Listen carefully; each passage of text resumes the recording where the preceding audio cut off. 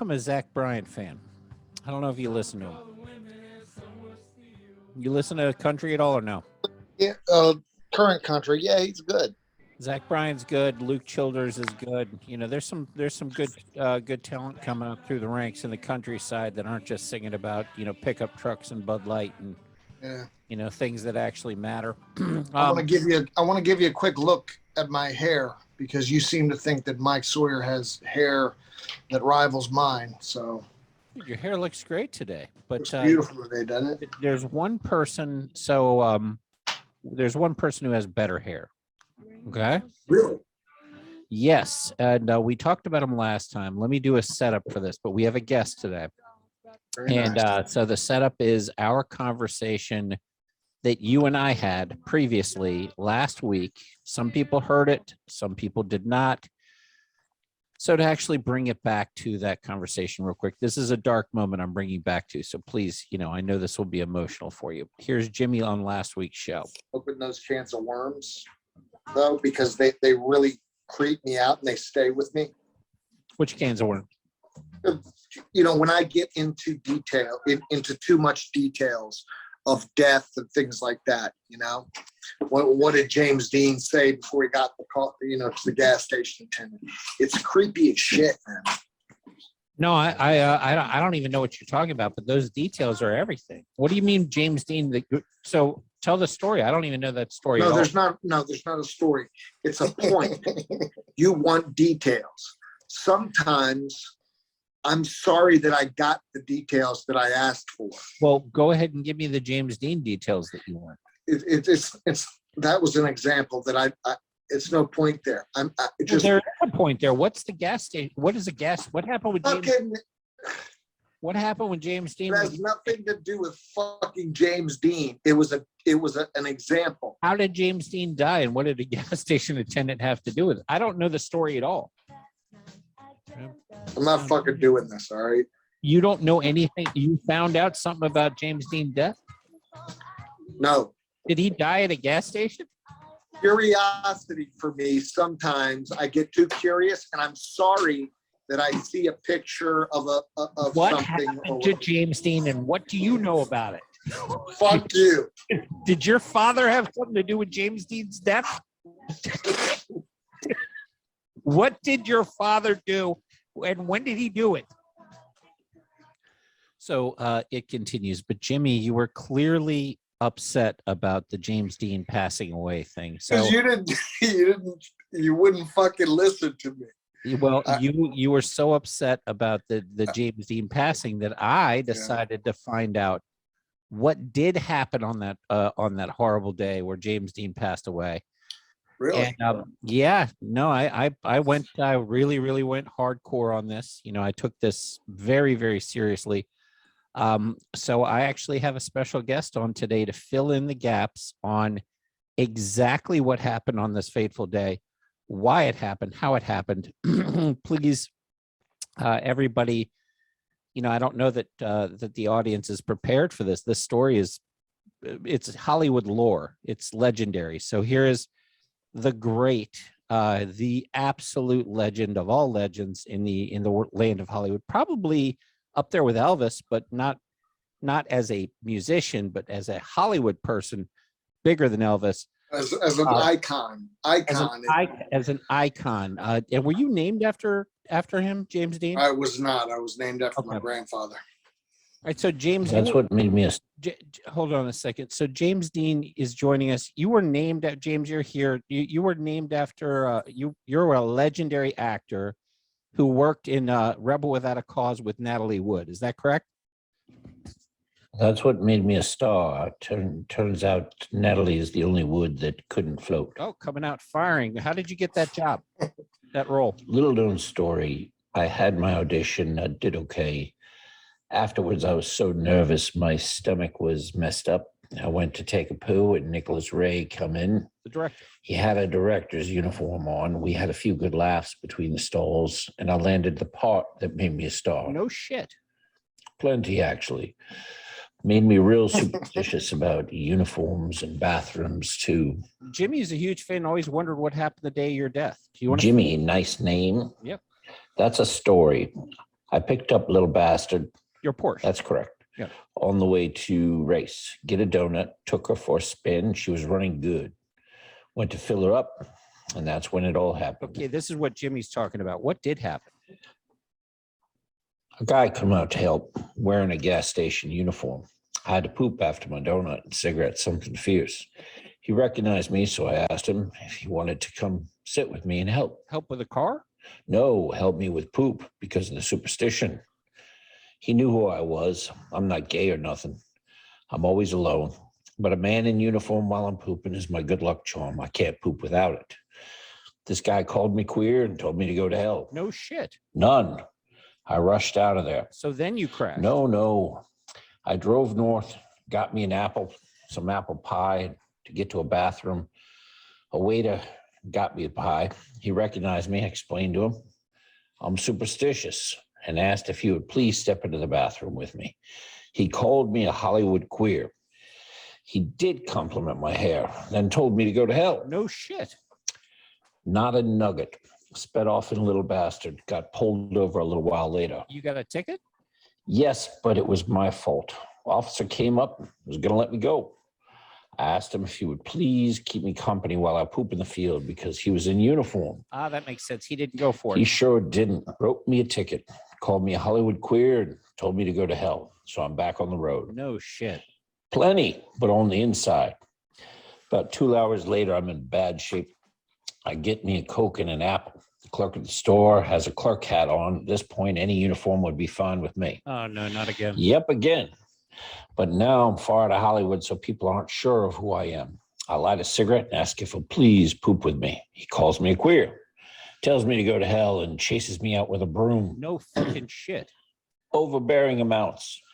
I remember physical and emotional pain because I'm not queer, and for the 4th time in the day, a man in uniform has called me queer. Anyway, about 30 minutes later, I see this military man on the side of the road pointing ahead of me because he recognized me. All I'm thinking of is pulling over and exploding in a field.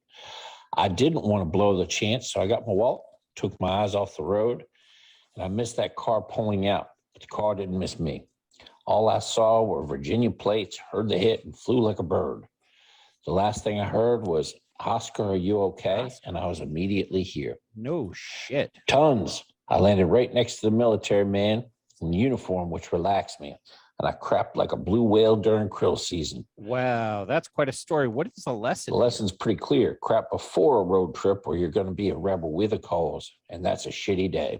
Well, thank you, James Dean, for filling in the backstory. I mean, but what is this about Oscar being there too and a Virginia plates? I mean, that part. I'm not sure. I'm not sure I even want to be a part of this. I feel real weird. I figured that would make you feel weird. If you felt too weird to talk about it, getting these types of details could be very traumatic. Yes. And especially with Oscar being there, I'm If- doesn't mean it's your dog. No, That's I mean, it could have been a live. guy. It could have been a guy named Oscar. Could have been, but Uh, 1955. It sounds like your dog might have been around longer than you think. I know that you did that for my well-being and because you care about me and love me. I thought it was. So, Yeah. so Nobody else is going to give a shit about James Dean from 1955. it's fucking genius. What? That was beautiful. I love that. I'm glad you did, man, because I really did do it for you. Nobody else is going to give a shit. And I actually had all of the things that happen along the way, except for the Virginia plates, Yeah. and except for obviously the Oscar part, because the guy in California was driving. The rest of it is historically accurate. The actual Oh, yeah. shitting. No, everything from the ticket. He got a ticket. Like Yeah, all yeah. the things he ordered along the way.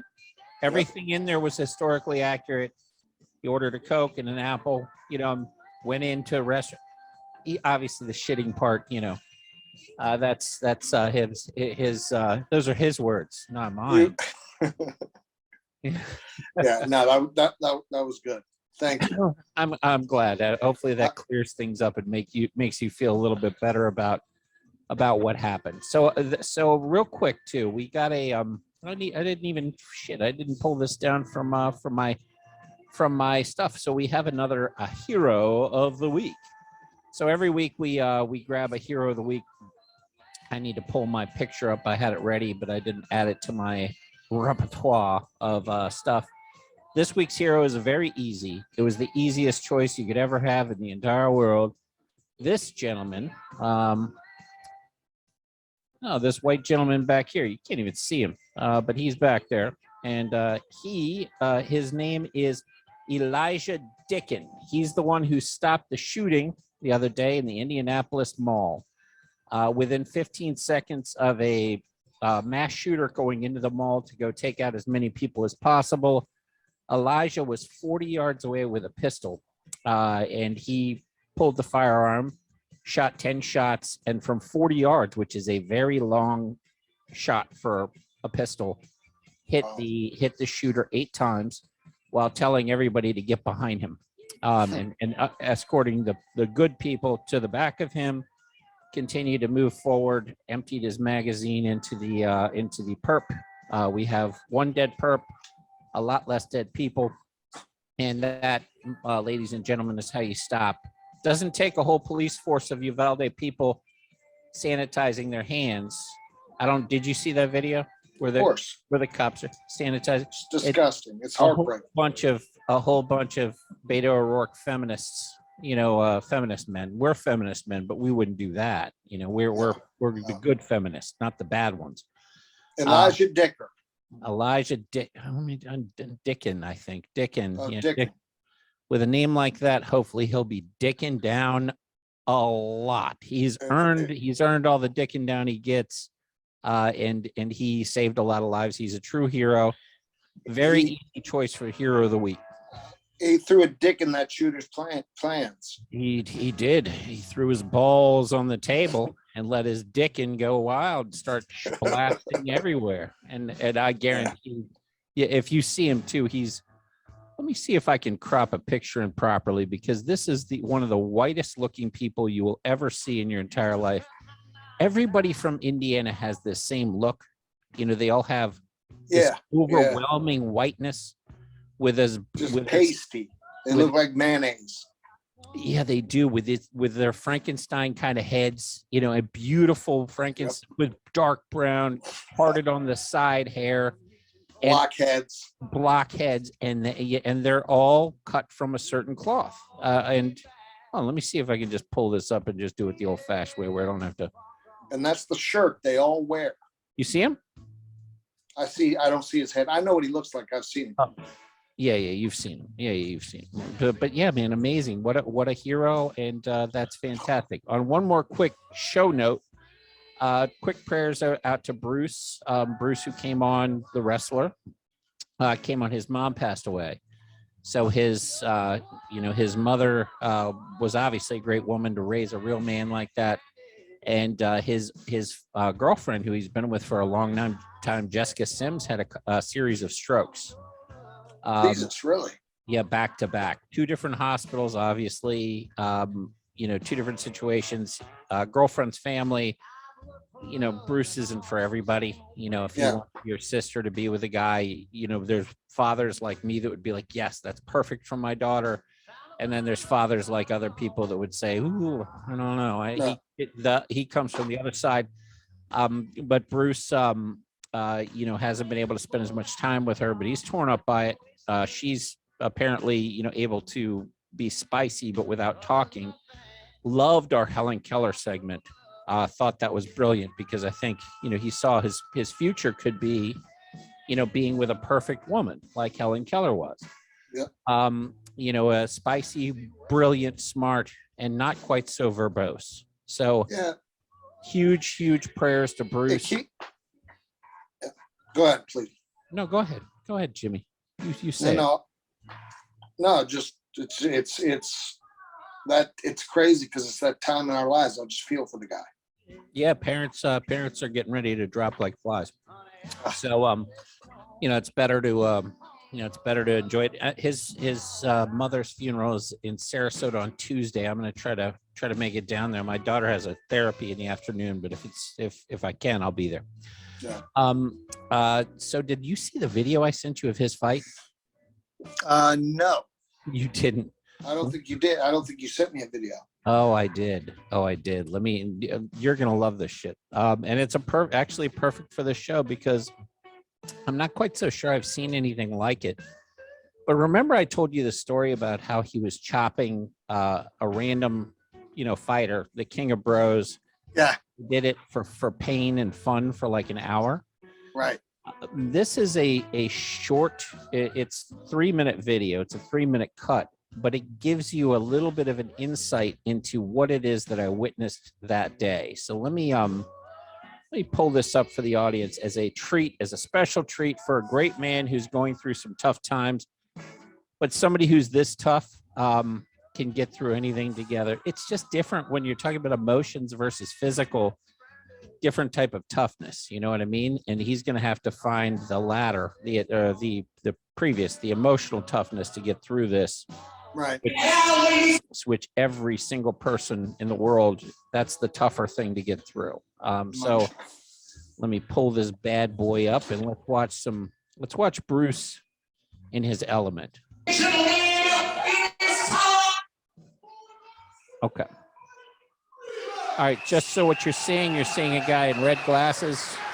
Yep. For people that aren't watching, announcing.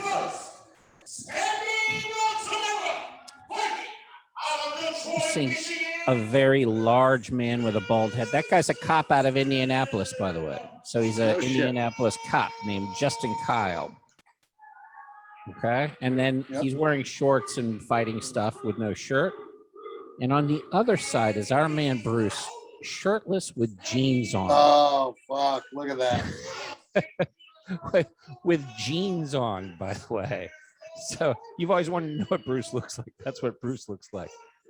Oh, man. What a great last name. I mean, what's crazy is that's what I thought he looked like. No chairs, no glass. That's just what he seems, that's what he sounds like. That kind of guy. Yep. All right, you ready, Jimmy? Here we go. So this is a real fight, but a fake fight at the same time. So it's a real fight. You'll see. Now those educated feet going to work. I still love he's in jeans. Couple flip, moving around. The cop's coming in. We had to reinforce this. All right. Chains on the brackets just for these two. Boy. So you've seen slap-offs. These are two very large men slapping the shit out of each other for real. You can hear it, and it's landing with full board. They're turning their heads at the end, but that's not taking shit off of it. Oh my God. Nothing but flesh. And then this guy gets mad, starts throwing real punches. Bruce in the corner. Bruce picked nice shot. Rings him a little bit. Ooh, gets hit pretty good. Rocks him. Superman punch. Hits him real good behind the ear. Bruce is covering up in the corner. The guy says, all right, get up. So now they go. Have you ever seen any shit like this, Jimmy? Jesus Christ, this looks like me fighting with my brothers. Like get on my back and do the windmill. Nothing's better. Here's the continuation. It ends pretty quick here. So they start throwing elbows at each other. Now these are wrestling elbows, but they're landing not full bore, but they're landing them pretty fucking hard. Jesus Christ. Yes. See, that last one landed. Goddamn men fucking beating the shit out of each other. Pushing him up against that cage, shots to the body. I think he caught him with a little bit of a headbutt before those close. Little headbutt, little blood. There you go. Justin And Kyle, just like the fucking Energizer Bunny, just never runs out of steam. little front kick by Justin Kyle. Kyle's got nice hands on him for a man that size. I mean, Santee.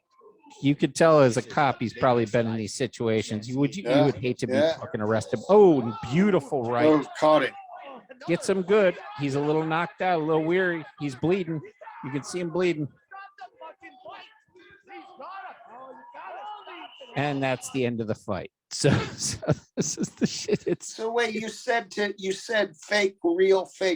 What the fuck was that? Because there's no way that was fake at all. So it's a real fight, but during it, these are professional wrestlers, so they'll stop and sort of do some.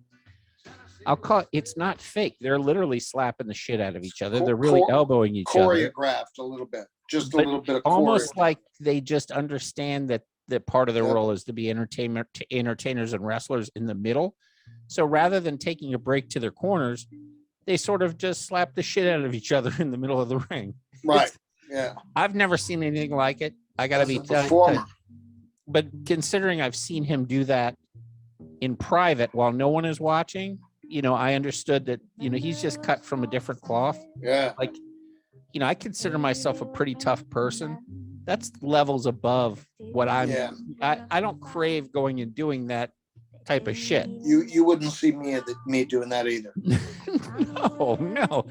I pride myself on taking pain, but I'm not going to go have some 250-pound dude slap the shit out of me over and over again and exchange blows and be like, you know what? It's worth it just to give it back to.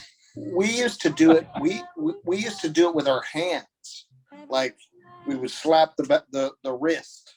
Just take turns slapping the wrist as hard as we can, and whoever gave up, I couldn't imagine doing it in the face. For me, it was we'd always hold our hands over candles and lighters and see who bitched out the most. And yeah, I still have a pretty nasty scar. You probably can't see it from here. Yeah, I see it. I see it. Some pretty nasty scars from winning. I had to win. And Gotta win. I'd be bubbled up for weeks. Bubbled up. I was just telling Sonny about that, about putting the hand, making the flame go out. And I never did that. But well, putting it out's easy. Putting it out is nothing. Holding it above is for a period of time is the thing. And for some strange reason, we'd always do it to the doors. There's something about Jim Morrison music that just makes you want to abuse yourself or do crazy shit. It's that Jefferson Starships feel, I mean. Your audio, get a little closer to the thing.